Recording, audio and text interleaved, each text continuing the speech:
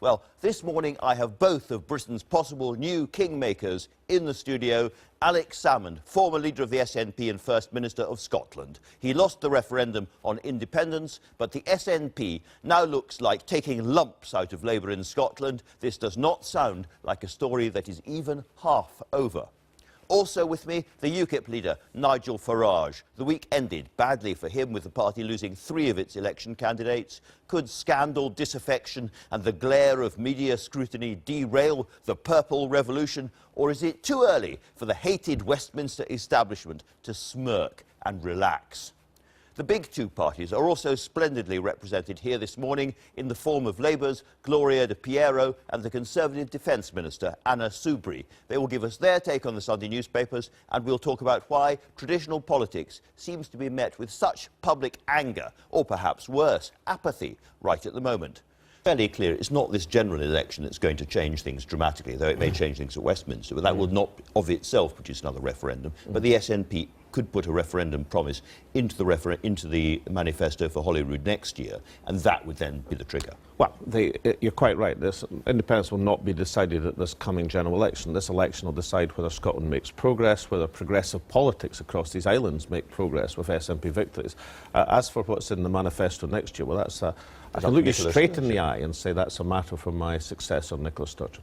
And you'll have nothing to do with it, I'm absolutely sure, Alex. Now, you're talking about the outcome of the general election, and you've talked in the past about a progressive coalition, not just of the SNP, but Plaid Cymru and the Greens as a new force in Westminster politics. Tell us a little bit more about that. Well, I think Nicola Sturgeon's outlined this very well. I mean, her joint press conferences with the Greens in England and Plaid Cymru from Wales, of course, are allies there with Natalie Bennett and Leanne Wood. And setting out a joint approach to progressive politics. What does progressive politics mean? Well, it means moving away from austerity. It means not spending £100 billion in the next generation of nuclear weapons in the River Clyde. It means having a different approach to politics and economics in the conventional parties at Westminster. So you say a different approach, you say moving away from austerity. Do you think the deficit, that great big lump of debt sitting in the middle of British public life, is a problem or not? Well, of course it's a problem. The question is, how do you deal with it? Do you deal with it sensibly, or do you do slash and burn, like the Conservatives and the Labour Party have signed up to? It's interesting, when Nicola Sturgeon outlined a 0.5% real-term increase in departmental budgets over the next financial term, it was the National Institute of Economic and Social Research who described that platform as fiscally sustainable. Even the Financial Times last week actually suggested a move away from austerity. You know, we've come to a pretty pass when the Financial Times is more left-wing than the Labour opposition. Well, I want to just sort of drill down on what that means. So you're against big public spending cuts under all circumstances as a way of dealing with the deficit. But we're saying that there's the freedom for manoeuvre of having a 0.5% real-term increase in departmental public spending over the next term, fiscal term, that will allow both the debt as a percentage of the overall gross domestic product and indeed the budget deficit to come down to a sustainable level. But it'll avoid swinging cuts to public sector budgets, and of course a re-emphasis of the situation we've had over the last 5 years, where the poorest 10% of the population have borne the brunt of the Chancellor's austerity. But you can't deal with the deficit by spending more unless you raise revenue more, which means raising taxes more. So what I'm asking you is whether you think that the deficit should be mainly dealt with by tax raising on people who can afford it. No, the deficit's dealt with by extending the period of fiscal consolidation. And that's what so it just goes on for longer. You kick it further into the long grass. But the deficit's still falling as a percentage of GDP, and indeed the stock of debt is falling, and that's perfectly sustainable. That will give you, by the end of the term, a 2% budget deficit. I mean, the average for the UK over the last 60 years is about 3.4%. So it's a perfectly sustainable position. You can extend it without raising taxes and without the public spending cuts the main parties are committed themselves to. Correct. That's the proposal that's been put forward. That's the one that the National Institute described as fiscally sustainable. And this is the kind of thing that you would be taking along to Ed Balls and the Labour leadership when you talk about any possible post-election deal. That's right. Now, who does that? Is that you or is that Nicola Sturgeon, or both? Well, Nicola Sturgeon's leader of the party. I mean, she's in charge of But you'll be leader of the Westminster MPs. No, Angus Robertson's leader of the group at Westminster. But I mean, the SNP has a very collective approach to these things. But I mean, the person who calls the ultimate shots is Nicola Sturgeon. So when you talk to the Labour Party, you'll be saying, we want a different economic strategy from you, and we want much tougher commitments on Scottish Home Rule? Yes, basically we want the delivery, Andrew, of what was promised, the pledge, the vow that was made to Scotland in the desperate days when the three Westminster leaders, the suspended Prime Minister's questions, rushed up to Scotland because they thought they were losing the vote. And they said, Home Rule, Devo to the max, near federalism is what the language was. We want the delivery of what Scotland was promised. We want the manifestation this year of what was promised last year. From your book, it's clear you just don't trust the Treasury. You think if there isn't a new deal, the Treasury will simply draw back all the commitments that have been made so far, bit by bit. I think we're in an extraordinary situation. Mr. Nicholas McPherson, the Permanent Secretary of the Treasury, is about to, I suspect, come in for trenchant criticism from the House of Commons' own committees in terms of the famous letter he sent, published, ruling out a currency union between an independent Scotland and Westminster. I mean, unprecedented behaviour.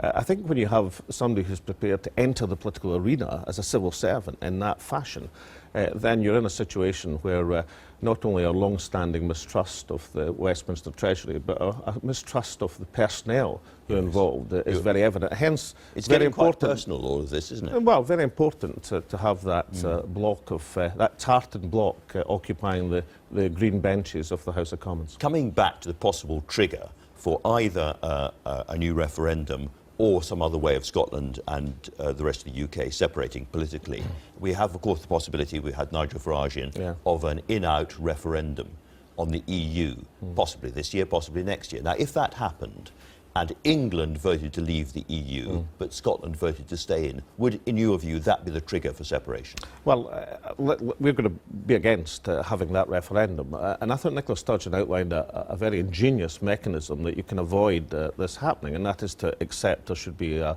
triple lock, that each of the component, and remember what David Cameron said, an equal partnership of nations within these islands would have to vote by a majority to leave the EU for it to take effect. So that's if there were to be a referendum, which we oppose, but if then that's the proposal. If there is a referendum, well, it'll be the Conservatives and UKIP calling the shots on that. If you pardon me, that I think if you look, and I mean I take nothing for granted, but I think if we take a glance at any poll, then I think the Scottish National Party will be calling substantially more shots than UKIP in the next Parliament.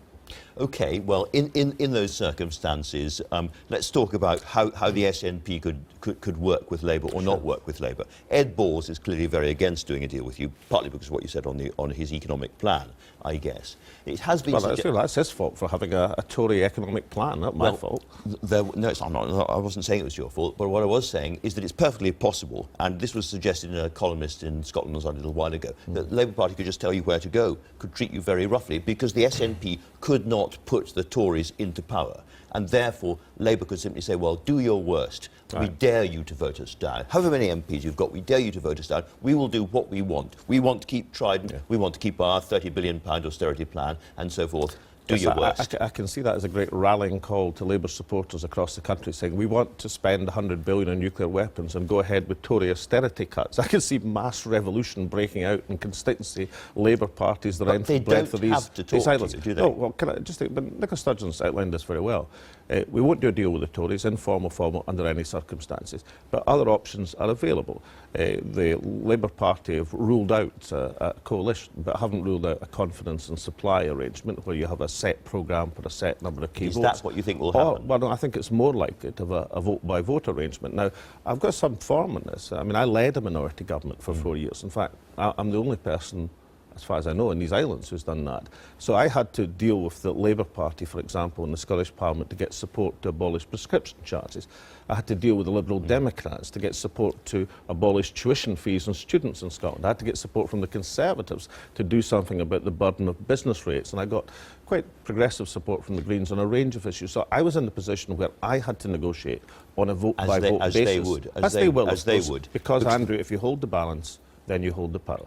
So you hold the power. So the big issues, for instance, the budget. So Ed Balls' budget would have to be negotiated with the SNP if a Labour government was going to sustain itself. Yes, I mean, any minority government has to negotiate in order to win a majority for its proposal. That's patently obvious. And to deny that is to deny reality. When I faced that reality in the Scottish Parliament, I couldn't say, well, I wish it was different. You had to get down and do your best for the people under these circumstances. And if the SNP are in these circumstances, it'll be very good for Scotland, certainly, but I think for progressive politics across these islands. OK, but if I'm Ed Balls and I say, no, I was elected... Andrew, I wouldn't wish that on you. Nonetheless, indulge me for a second. I'm Ed Balls, I've got my budget, and I say, no, I'm going to stick by it. Alex Salmond, you and your SNP MPs are not going to vote down my budget. You're not going to go into the division lobbies with the Conservatives under any circumstances. I am safe to do what I want. Right, OK, so I propose an amendment to your budget. Let's say, for example, I say, look, instead of this very, very slow, fast rail coming up from London, I think we should start it from Edinburgh, Glasgow to Newcastle, and I put that down as a budget amendment. It would have substantial support in the north of England from the other parties and will carry the House of Commons. What does Mr Balls do then? Well, it'll be very interesting to see, because, I mean, what a lot of people are worried about is a period where every single vote in the House of Commons is unpredictable, is debated, is mattered, and you get the impression, at least, of a relatively weak government. Well, I did 4 years as a minority government, and at the end of 4 years, the people of Scotland decided to give the SNP an overall majority, but that does indicate there was a pretty substantial satisfaction with the 4 years of minority government. You know, this is commonplace elsewhere in the world. I mean, there's a great mistake in believing that Westminster is the norm. It's not. Westminster is abnormal. Believe me, Andrew. I'm no longer Ed Balls. I'm now a swithering Middle English voter I'm trying to catch up watching this discussion and saying, are there any circumstances in which the SNP are going to raise taxes on me? Well, there's the top rate tax. I mean, we've voted against its reduction in the House of Commons, and we would do that again, because we think as long as we have a situation of great pressure on families, then you should look after the poorest sections of society, not after the richest sections of society. That's a belief we have. But listen, many people in England have that belief as well. New taxes, extra taxes. No, we don't have any proposals. So the SNP won't direction. Come down and tax me as my swithering English voter. No, we set out the anti-austerity plan that Nicola Sturgeon put forward to extend the period of fiscal consolidation to allow real spending increases as opposed to swinging cuts. That seems to me a sensible proposal. So vote SNP or vote Labour, and you'll get a left-of-centre government compared to the current Labour leadership. Well, I think hopefully that decisive bloc of SNP MPs will move the Labour Party in a different direction, and I think many people south of the border would like to see that as well. Are you concerned by some kind of south-of-the-border backlash about people who say, why should the Scots, with their own parliament, now be telling us what to do in this way?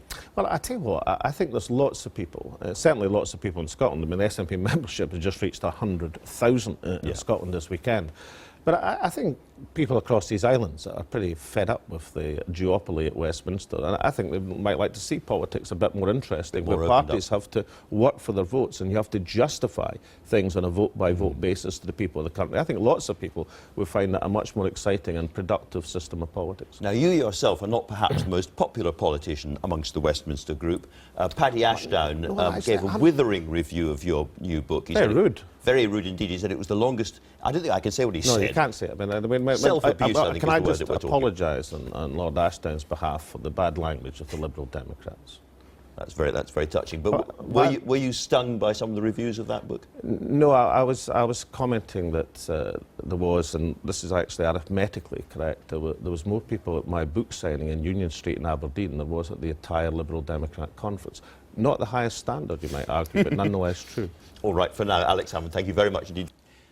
Us neither. Alex Salmond is still with us, and we've been joined again by Anna Soubry. Welcome to you both. Anna, you were watching the interview with Alex Salmond. Yeah, I heard parts of it, and I have to say, I think it's one of the scariest interviews I've heard for a very long time. Scary? I mean, yeah, absolutely. It's not a personal thing at all. I mean, I met Alex a few times. He seems a very charming man, but absolutely terrifying. The thought that we are in a position whereby you could be actually controlling in the way that you have described this United Kingdom fills me with absolute horror. The audacity is astonishing. There was a wonderful debate in Scotland. You lost it. We are a united kingdom. That's what the people of Scotland wanted. And because of the inadequacies of Labour north of the border, you guys are now in the position whereby you would be the power broker. So we haven't lost after all then. Exactly. It's a backdoor way of breaking up the union. It's really concerning. I wanted Scotland to be independent. I wanted to leave Anna to her own devices in the House of Commons. She wanted us in the House of Commons. And now she's complaining we're going to have too many seats. No, because what will happen, what This is really concerning for democracy and the safety of our nation as well. I want to come because on to of your views on Trident. He's going there. Well, I wanted to come exactly on to Trident. You heard Alex Salmond give a withering